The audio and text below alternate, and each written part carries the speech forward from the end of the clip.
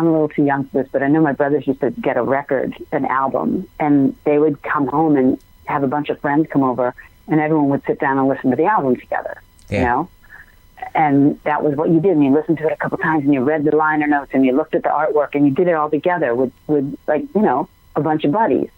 And now, then the Walkman came along, and people were like just popping it into their own ears, and that's evolved so much to the point that people don't even buy whole records. They just get songs and put them on their phone and plug in, and there's music constantly playing in their world, but it's only in their world, you know?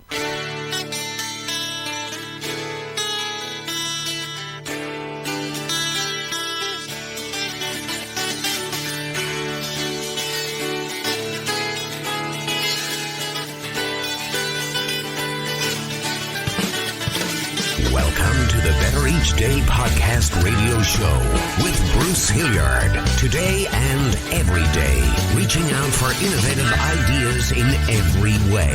Today's show is brought to you by your future. It comes with a lifetime guarantee. Make a better each day now, baby. Better in every way. Sing Louder with Meghan Cary. On July 8th, 2017, Meghan Cary invited 48 fans and friends into the recording studio to unite their voices in song. The video is available on YouTube, and there's a link to it and everything Meghan on the Better Each Day website show notes. Here's the backstory of the making of the video and the inspiration behind the song Sing Louder. Sing out loud, sing out clear, if you don't know the words.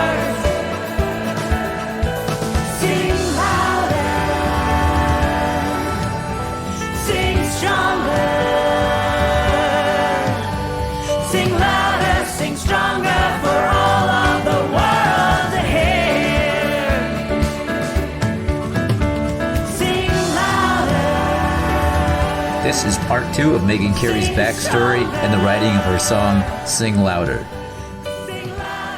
So it's really cool. You got to check out the video. I think you'll like it. This was well thought out. Did your fans come up with those ideas, or did you do it, or how did that come about? Well, the idea of the words, so a fan of mine was like, you should record, you should videotape this. And she said, I'll help you out. And I said, great. So we decided to do that. And then we were talking about it. I was like, yeah, I'd like to make a video, but said, we should have, we want to have it be a music video. We want to have the music, but we want to have people, let them express themselves, because it's all about expressing, and what's important to you. So another person was like, oh, why don't we make signs? So I brought, some people brought signs from home, and then I brought some paper and pens, and when they got there, Sharpies, people created signs on the spot, and some people, like I said, brought them from home, and that it just kind of organically came to be. And then Allison Kayuki, who's a yoga teacher extraordinaire and a dear friend who also sang, she edited the whole thing, the whole video. I was like, it was the whole thing was a labor of love by so many people. I'm so grateful. That's the best way to do it. I think, wow, yeah, you have some relationships, I think, that are just golden, it sounds like. How could you go wrong? Yeah, I'm lucky. I'm really lucky that way. I just have so many. When we moved to Philadelphia from New York, the Philadelphia music scene is really inviting. And I feel like there's so many great artists and so many music lovers, listeners, and people that just get it. They get the importance of going out and hearing live music and sharing music in community, as opposed to just with your earbuds in by yourself. Wow. And it's really I'm very, very lucky. That's great that there's that appreciation for live music still. I don't think that'll ever go away. How could it possibly, Yeah, I think that's right. I think that it kind of goes in waves. We isolate ourselves. The more we isolate ourselves, the more we realize with first it was the Walkman, and then, or the boombox even, because instead of, I'm a little too young for this, but I know my brothers used to get a record, an album, and they would come home and have a bunch of friends come over, and everyone would sit down and listen to the album together, And that was what you did, and you listened to it a couple times, and you read the liner notes, and you looked at the artwork, and you did it all together with a bunch of buddies. And now, then the Walkman came along, and people were like just popping it into their own ears, and that's evolved so much to the point that people don't even buy whole records; they just get songs and put them on their phone and plug in, and there's music constantly playing in their world, but it's only in their world, And it's usually singles too, I think. And it's singles, yeah. So there's a whole. As the more that happens, the more I think people are like, I got to. Anyone who's really a music lover, I think, needs their community music fix. Their live music with other people, hearing the stories, hearing the flow. That they come out to find it. So thank God, because I love live shows. I love getting up and playing for you. So come out. I'll play for you. I promise. I'll entertain you. I'm sure they will. Yeah, it's the event as well, I think, standing next to your neighbor in flesh and blood, We're all part of the village, and it is cool for everybody to get together and say, yeah, this is good. And if you have somebody like you in front of them with good thoughts and playing the music, it just don't get any better than that. It done. I have to. So the story of Sing Louder, how I wrote Sing Louder, is interesting because it was not a happy story, and the song is a very joyful song. But the story was that this artist that I knew, she was living down in Philly, and she lived in an apartment building. And the woman who lived above her played the piano every day, and she knew this because she could hear it coming down to the floor. And this woman lived to be 103 years old, and they gotten to be friends because my friend was a musician as well. And before this older woman died, she told my friend that she'd like her to have her piano because she'd outlived all of her family and friends, and so she wanted her to take the piano when she died. And so when the movers came to clear out the upstairs apartment, my friend went up to ask them about the piano, and they said, well, we can't give you that piano if you don't have it in writing or something that it's yours. So she went downstairs to sort of figure out how she was going to get them to, what she was going to do to get something in writing or whatever. And she heard the sound of an upright piano being tumbled down the stairs. And these guys had just decided no one else wanted the piano, right? And they weren't going to give it to the gal downstairs. So they just threw it down the stairs. No. And then it was left out on the curb with a sign, free piano. It was pouring rain. So it was destroyed anyway from being tumbled down the stairs, and then it was just out in the rain. And she was writing about this on Facebook. She said, oh my God, I gotta write a song. I've got to write this into a song. This is just devastating. So I ran into my living room, and which now is just, we've given it up. It's called the music room now. It's got we just throw all of our gear in there when we get back from a gig. So there's guitars everywhere. And I picked up a guitar I hadn't picked up in a long time. And when I opened it, there was a song like waiting in that guitar about the guitar. Is that crazy? You know how that happens, right? Yeah. So I was like, I wrote that song, and it happened to be Manny's favorite. It was his prized possession, and I hadn't played it in years and years and years. So when I pulled it out, it had a very poignant, very sad song in it. So I was like, okay, well, I still have to write the song about the piano, but I just wrote a very sad song about an instrument. So I'm not making this a sad song. But I've got to find the joy in this story. And there's so much joy in this story because here's this woman who lived to be 103 years old. She played music every day. She struck up a friendship with a, 30-something-year-old and, lived her life to the fullest, right to the very end. So that's what I wrote the song about because, we get to write our own endings. It's up to us. So I chose to write a joyful song about this woman and her piano.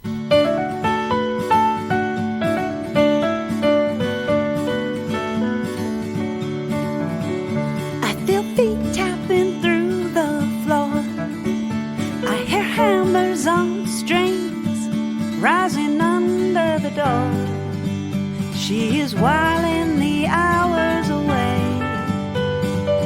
She plays her music most every day. She's seen life that I've never known.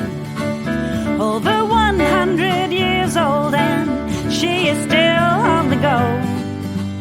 When I ask how she's lived all those years, well, she laughs till she cries, then she speaks through her tears. She says, live what you love and love what you do.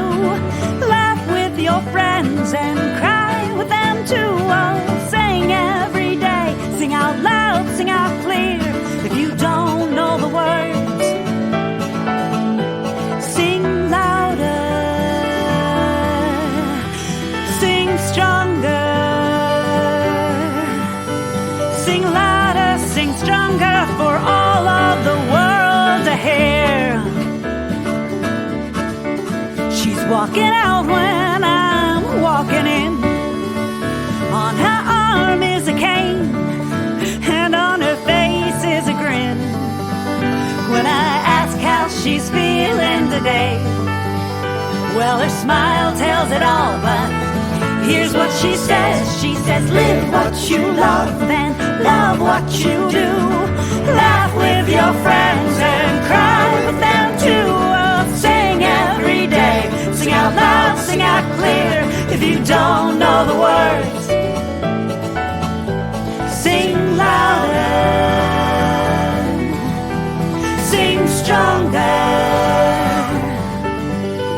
Sing louder, sing stronger for all of the world to hear. When she left us, the silence was deafening. So I climbed up the stairs to her room, and I sat at her keys with my hands on my knees, till a song filled my heart. It was loud, it was clear. Now I wasn't quite sure of all of the words, so I sang louder, I sang stronger, I sang louder and stronger for all of the world to hear. I sang with what you love and love what you do. Laugh with your friends and cry with them too. Oh, sing every day, sing out loud, sing out clear. If you don't know the words, sing louder, sing stronger. Sing louder, sing stronger for all of the world to hear. Sing louder, sing stronger. Sing louder, sing stronger for all of the world to hear. Oh, sing louder, sing stronger for all of the world to hear. Sing louder, sing stronger for all of the world to hear.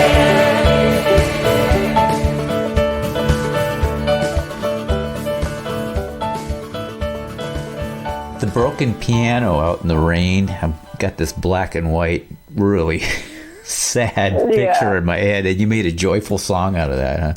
Well, Because you there, I always tell people, if you share your stories, then you get to own them. You own your own story. And if you do own it, you get to write the ending. yeah. So my story of how I got into music could have been a really, really just sad, devastating story. I lost my fiance, everything, didn't know what was going to happen in my world.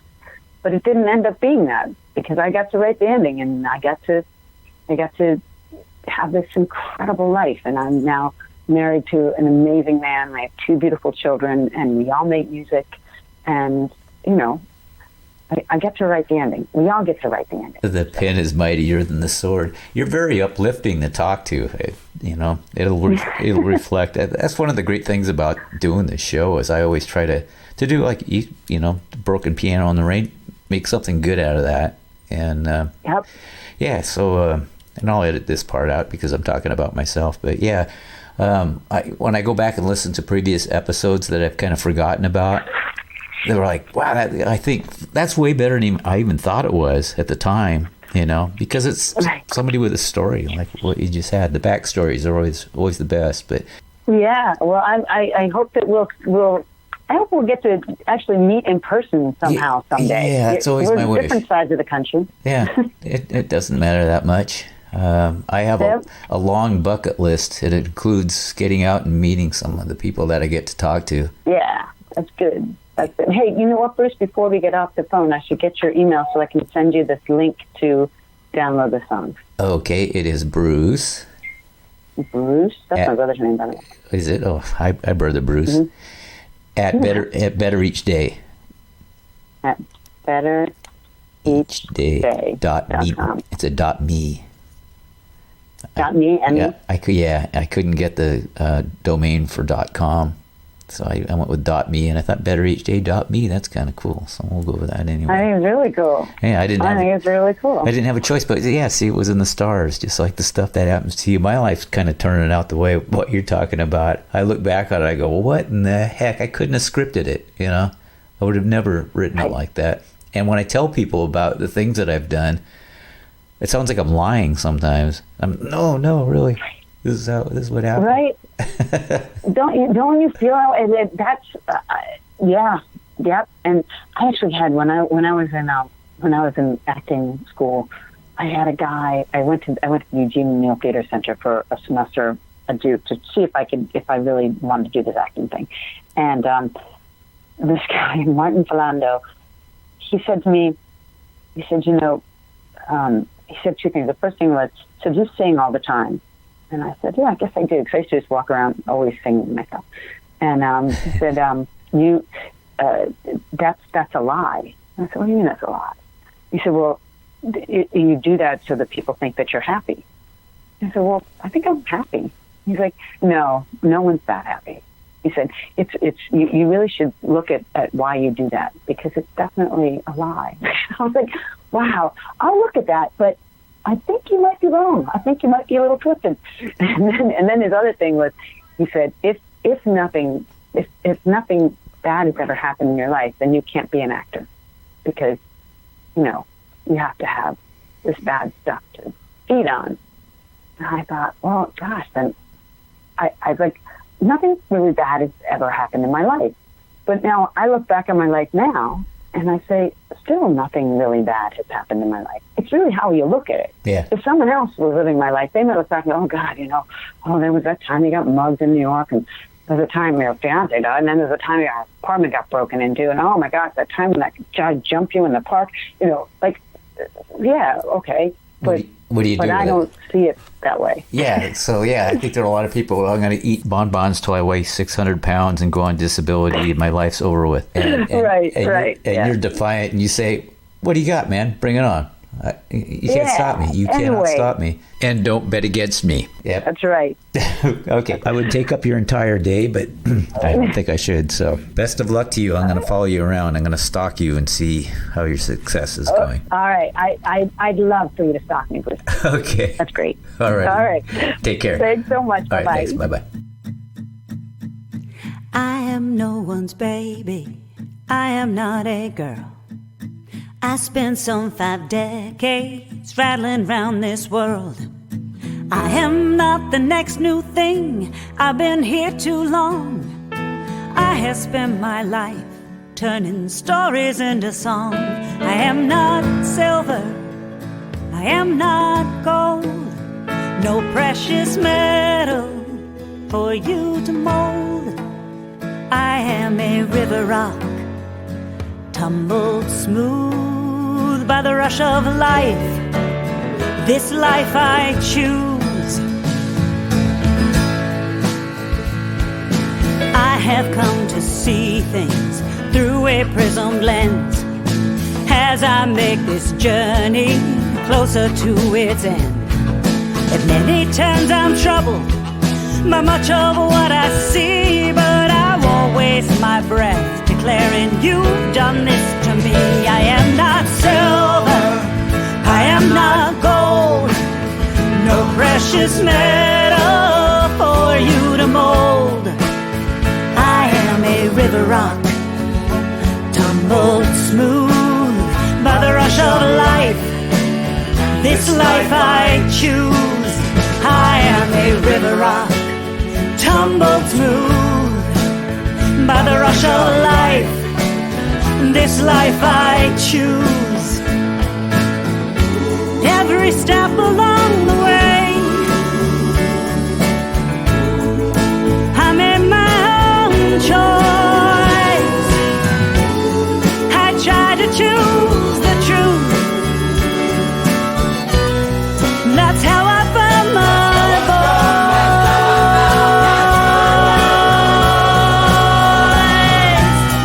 I am not silver, I am not gold, no precious metal for you to mold. I am a river rock, tumbled smooth by the rush of life. This life I choose. I am a river rock, tumbled smooth by the rush of life. This life I choose. I am a river rock, tumbled smooth by the rush of life. This life I choose. I am a river rock, tumbled smooth by the rush of life. This life I choose. I am a river rock, tumbled smooth by the rush of life. This life I choose. I am a river rock, tumbled smooth by the rush of life. This life I choose.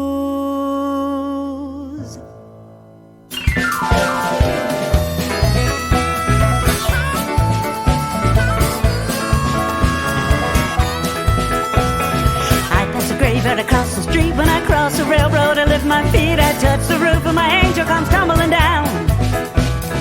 Freedom is just not looking for reasons. Look at the moon at the changing seasons. Who told them they were right or they were wrong? Now I may never know how I made it this far, but wherever you go, hey, there you are. I'm gonna live like there's no tomorrow.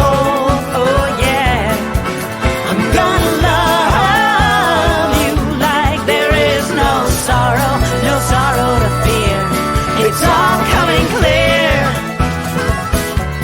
It's all coming clear. Sun comes up on a beautiful morning. I see my life spread out before me. Set me up with those wings. I can fly. Who said there's no second chance? I have a lifetime to learn this dance. I made a plan to live until the day I die. And the wind may blow and the rain may fall, but I'm gonna jitterbug right through it all. I'm gonna live like there's no tomorrow. Oh yeah, I'm gonna love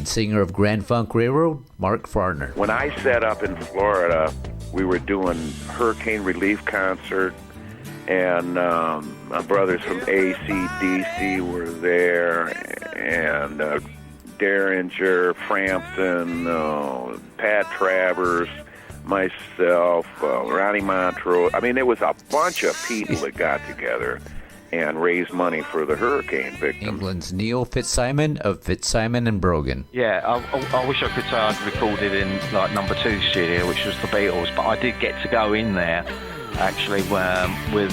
It's a platform for artists to share their backstories. You do a song with the guy that sang Hooked on a Feeling. Björn Skifs.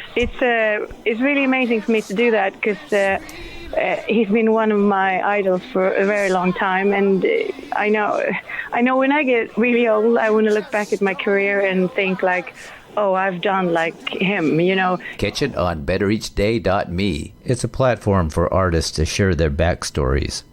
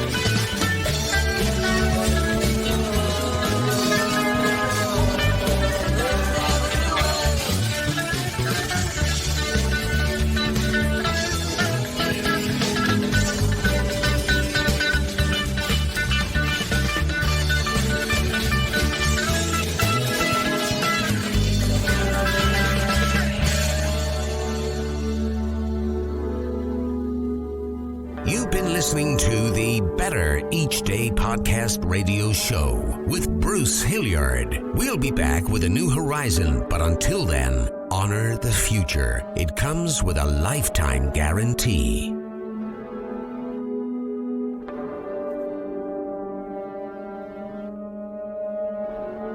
And we're all just trying to make the next day a bit better.